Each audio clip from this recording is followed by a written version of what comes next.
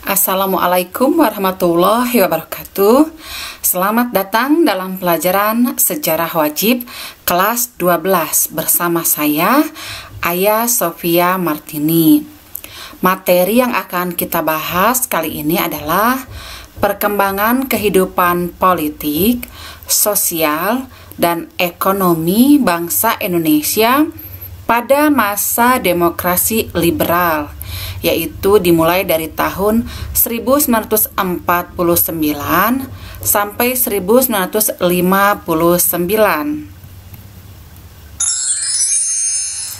Kita akan bahas mengenai kondisi politik di era demokrasi liberal. Saat itu, setelah proklamasi kemerdekaan, kita memulai adanya pemilihan umum pertama. Pada masa demokrasi liberal ini, tahun 1955, pemerintah untuk pertama kalinya melakukan pemilihan umum nasional. Saat itu, pada bulan September, rakyat memilih wakil untuk DPR. Dan pada bulan Desember, pemilih kembali memilih wakil-wakil yang lebih banyak lagi yang akan bekerja di sebuah institusi yang dikenal dengan nama konstituante. Saat itu kondisinya sedang krisis politik. Kenapa? Karena Indonesia mengalami banyak sekali pergantian kabinet. Tercatat di masa demokrasi liberal ada 7 kali pergantian kabinet.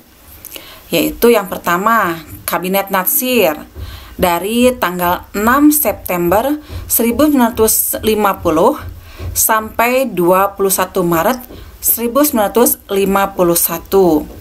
Kemudian yang kedua, Kabinet Sukiman Suwiryo, yaitu yang dimulai dari tanggal 26 April 1951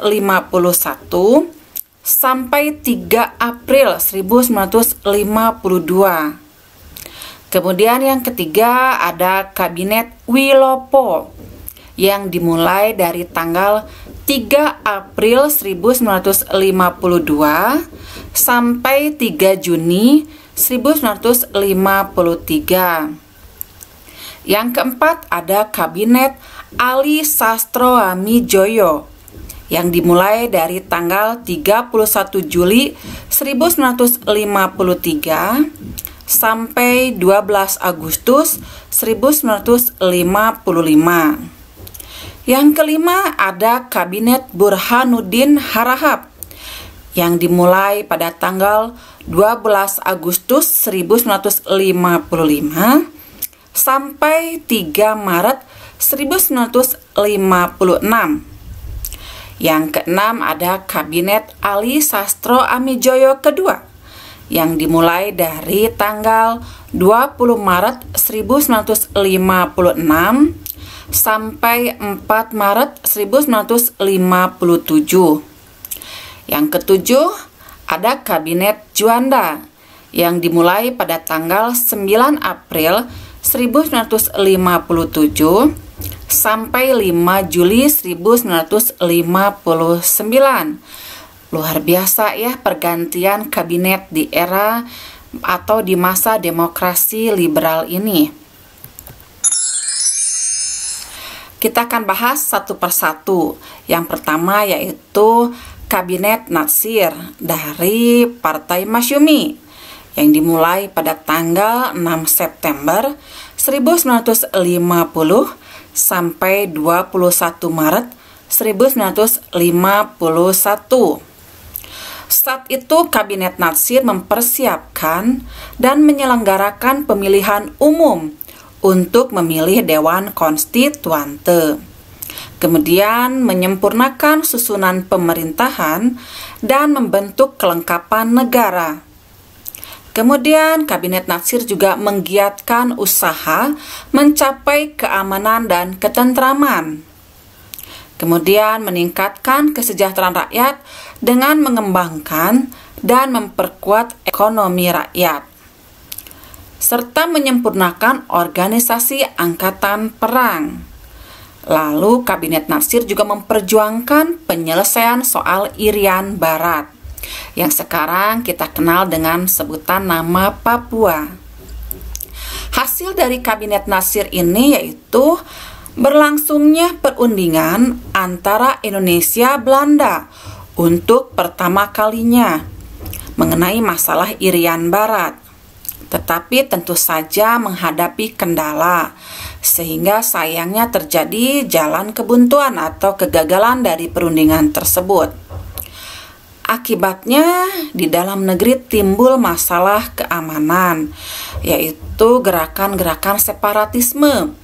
Ada gerakan Darul Islam Tentara Islam Indonesia, gerakan Andi Ajis, gerakan Angkatan Perang Ratu Adil, dan gerakan Republik Maluku Selatan. Kabinet Natsir sayangnya berakhir, yaitu belum sampai program tersebut terlaksana.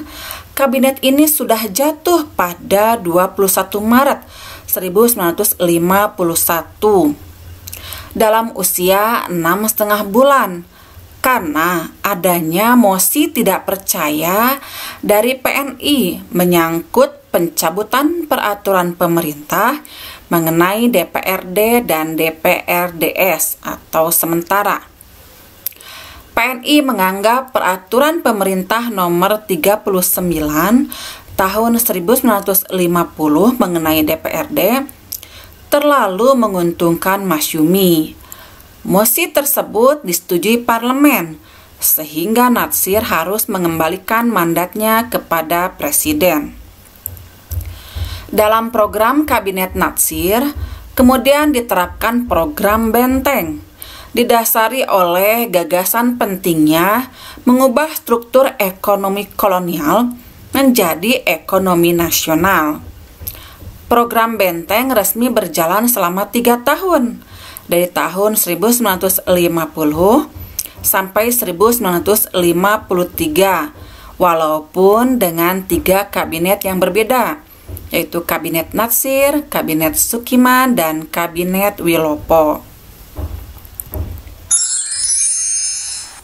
Sekarang kita akan bahas mengenai Kabinet Sukiman Suwiryo, yaitu dari Partai Masyumi juga, yang dimulai April 1951 sampai 3 April 1952. Programnya, kabinet kedua ini setelah penghapusan Republik Indonesia Serikat atau kita singkat jadi RIS. Kabinet ini merupakan kabinet koalisi antara Masyumi dan PNI. Masyumi adalah organisasi yang dibentuk Jepang dalam upaya mereka untuk mengendalikan umat Islam di Indonesia. Tujuan partai ini adalah untuk menegakkan kedaulatan negara dan agama Islam. Sayangnya kabinet ini telah didemosioner sejak 23 Februari 1952.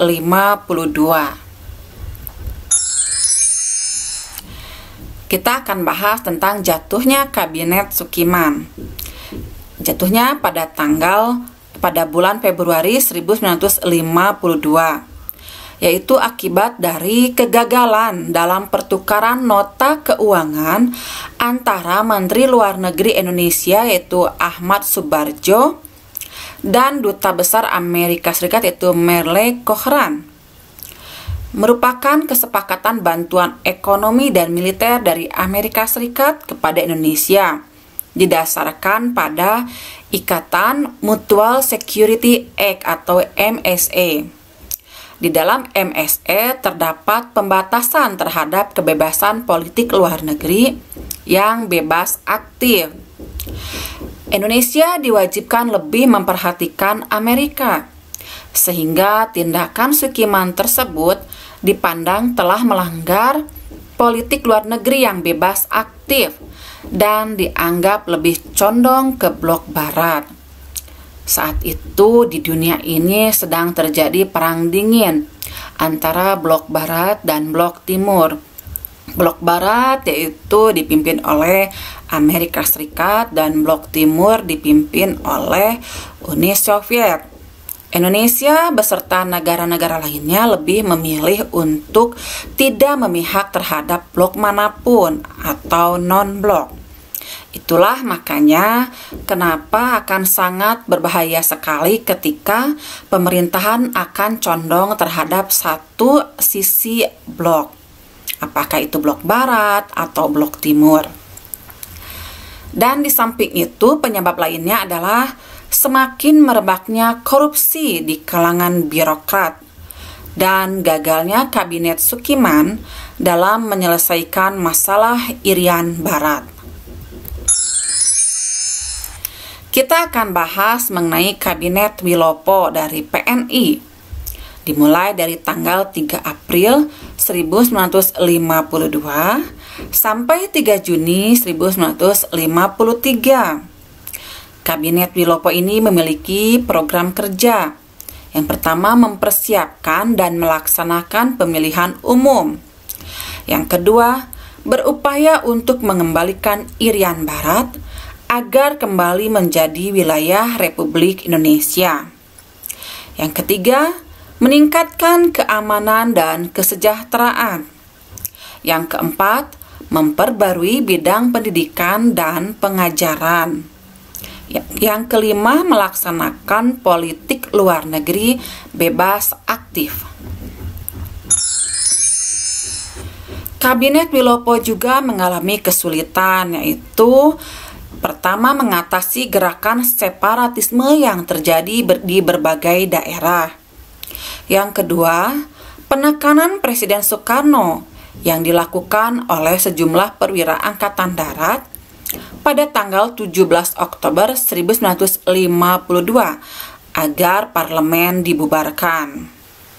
Kemudian ada peristiwa Tanjung Morawa yang terjadi di Sumatera Utara, sehingga Kabinet Wilopo mengembalikan mandatnya kepada Presiden pada tanggal 2 Juni 1953.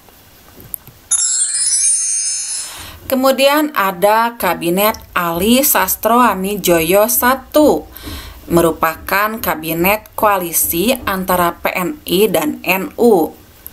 Kabinet ini dimulai pada tanggal 31 Juli 1953 sampai 12 Agustus 1955. Program kerja Kabinet Ali Sastro Amijoyo I yang disebut juga Ali Wongso Negoro yaitu yang pertama, menumpas pemberontakan DITII di berbagai daerah.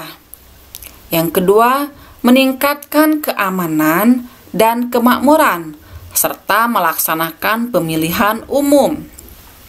Yang ketiga, memperjuangkan kembalinya Irian Barat kepada Republik Indonesia. Yang keempat, menyelenggarakan Konferensi Asia Afrika. Yang kelima, pelaksanaan politik bebas aktif dan peninjauan kembali persetujuan KMB atau Konferensi Meja Bundar. Kemudian yang keenam adalah penyelesaian pertikaian politik. Selanjutnya ada Kabinet Burhanuddin Harahap dari Partai Masyumi yang dimulai pada tanggal 12 Agustus 1955 sampai 3 Maret 1956. Program kerja Kabinet Burhanuddin yaitu yang pertama, mengembalikan kewibawaan moral pemerintah. Dalam hal ini, kepercayaan Angkatan Darat dan masyarakat.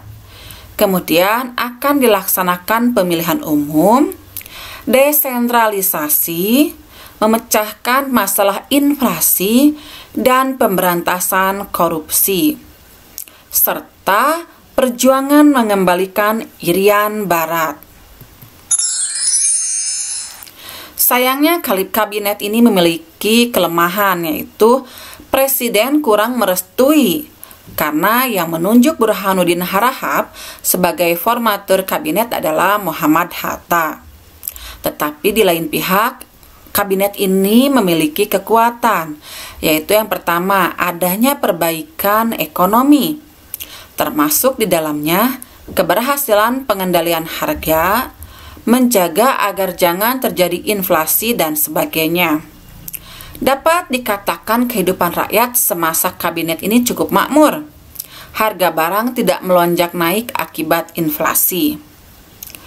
Kabinet ini juga berhasil menyelenggarakan pemilihan umum pertama tahun 1955. Tetapi sayang, kabinet ini menyerahkan mandatnya setelah DPR hasil pemilihan umum terbentuk pada bulan Maret 1956. Kemudian ada Kabinet Ali Sastro Amijoyo kedua, merupakan koalisi dari PNI, Masyumi, dan NU.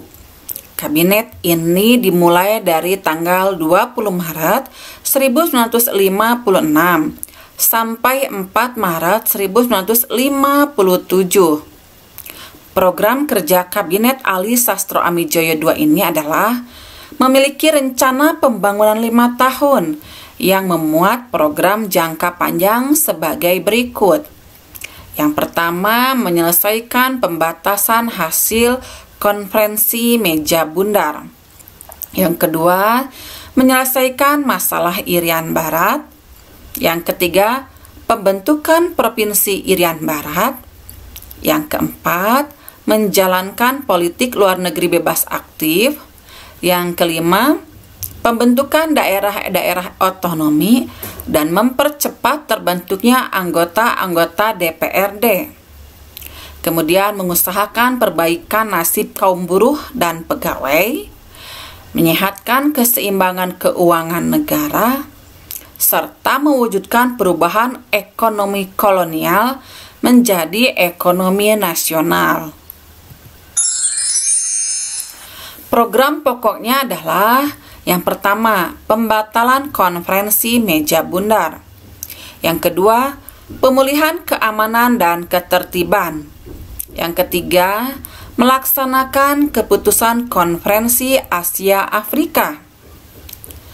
Hasil kerja Kabinet Ali Sastro Amijoyo II mendapat dukungan penuh dari Presiden dan dianggap sebagai titik tolak dari periode planning and investment. Hasilnya adalah pembatalan seluruh perjanjian konferensi meja bundar. Kabinet ini digantikan oleh Kabinet Juanda karena mundurnya sejumlah menteri dari Masyumi dan karena Badan Konstituante tidak bisa membuat Undang-Undang Dasar yang baru pengganti Undang-Undang Dasar sementara, sehingga Presiden mengeluarkan dekretnya tanggal 5 Juli 1959 dan mengumumkan berlakunya demokrasi terpimpin. Yang terakhir adalah Kabinet Juanda, dimulai pada tanggal 9 April 1957 sampai 5 Juli 1959. Program kerja Kabinet Juanda atau juga disebut Kabinet Karya memiliki 5 program yang disebut Pancakarya, yaitu yang pertama, membentuk Dewan Nasional. Yang kedua, normalisasi keadaan Republik Indonesia. Yang ketiga, melanjutkan pembatalan konferensi meja bundar. Yang keempat, memperjuangkan Irian Barat kembali ke Republik Indonesia. Yang kelima, mempercepat pembangunan. Kabinet ini di masa demokrasi liberal berakhir ketika Presiden Soekarno mengumumkan dekret Presiden pada tanggal 5 Juli 1959. Isinya yang pertama adalah pembubaran konstituante hasil pemilu 1955. Yang kedua, pemberlakuan kembali Undang-Undang Dasar 1945 menggantikan Undang-Undang Dasar sementara 1950. Yang ketiga, pembentukan MPRS yang terdiri dari para anggota DPR ditambah dengan para utusan daerah dan golongan. Sekarang kita akan bahas mengenai kondisi ekonomi di masa demokrasi liberal. Yang pertama, permasalahan ekonomi pada masa demokrasi liberal yaitu pemerintah wajib mengurangi jumlah uang yang beredar dan memperbaiki kenaikan biaya hidup. Jadi saat itu terjadi inflasi di mana peredaran uang di rakyat sangat banyak, tetapi barang sangat sedikit. Akibatnya harga-harga melambung sangat tinggi dan mata uang pun nilainya sangat rendah.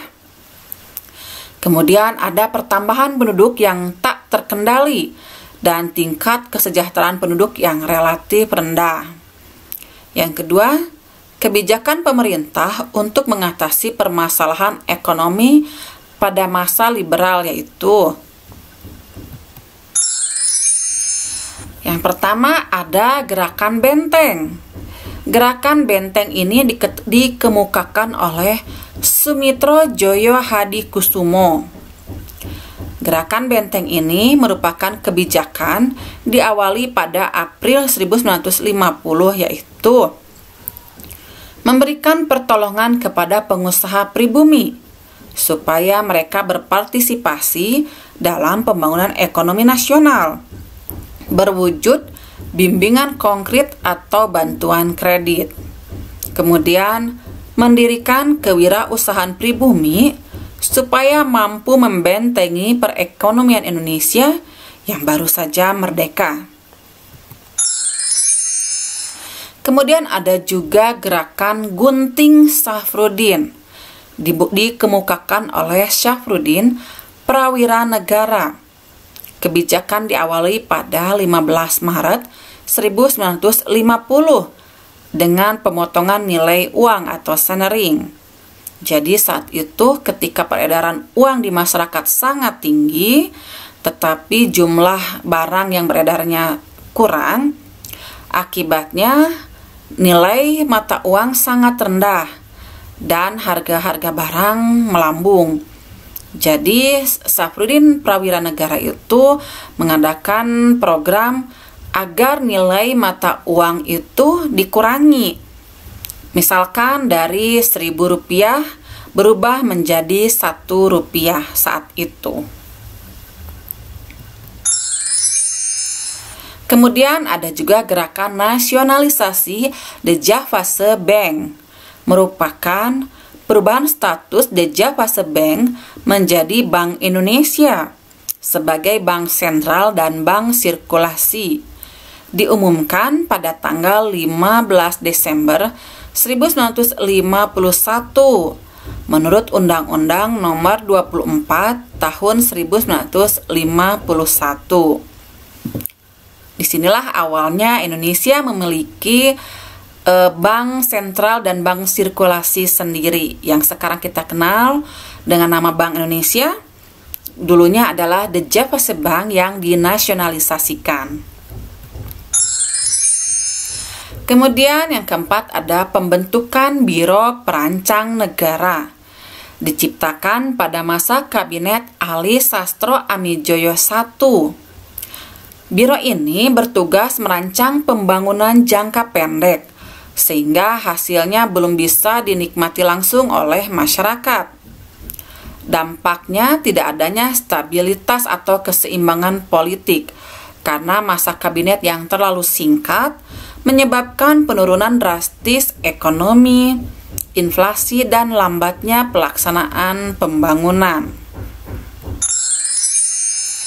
Yang kelima ada sistem ekonomi Alibaba, diprakarsai oleh Iskak Cokro Adisuryo saat itu menjabat sebagai Menteri Perekonomian masa Kabinet Ali Sastro Amijoyo I. Kebijakan sistem ekonomi Alibaba yaitu mendorong berkembangnya pengusaha swasta nasional pribumi dalam berusaha merombak ekonomi kolonial untuk berubah menjadi ekonomi nasional.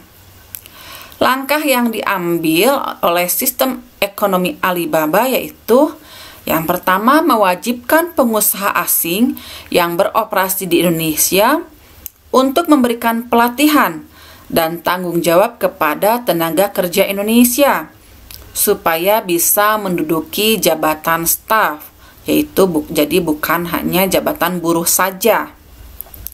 Kemudian yang kedua, membangun perusahaan negara. Yang ketiga, menyediakan fasilitas kredit.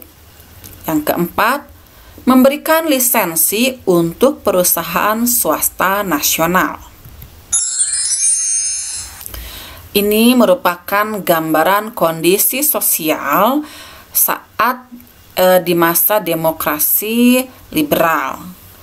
Yaitu saat itu karena terlalu banyak pergantian kabinet sehingga dinamika sosial pun sangat beragam, dari mulai kesejahteraan yang kurang dan kemudian harga-harga yang tidak terjangkau dan lain sebagainya. Sekarang kita akan bahas mengenai permasalahan sosial di masa demokrasi liberal. Saat itu pertambahan penduduk yang tidak terkendali dan tingkat kesejahteraan penduduk yang relatif rendah. Bangsa Indonesia mayoritas meyakini bahwa banyak anak banyak rezeki, sehingga saat itu setiap keluarga memiliki anak lebih dari 2, tetapi sayang tidak diikuti oleh kemampuan ekonominya, sehingga tingkat kesejahteraannya sangat rendah. Saat itu keadaan yang serba tidak stabil karena tadi seperti dibahas pada masa politik di mana pergantian kabinet sampai 7 kali. Akibatnya program kerja yang sudah direncanakan tidak berlangsung dengan maksimal. Kemudian rakyat merasa tidak puas. Rakyat saat itu mendambakan keadaan yang tentram, aman, dan damai.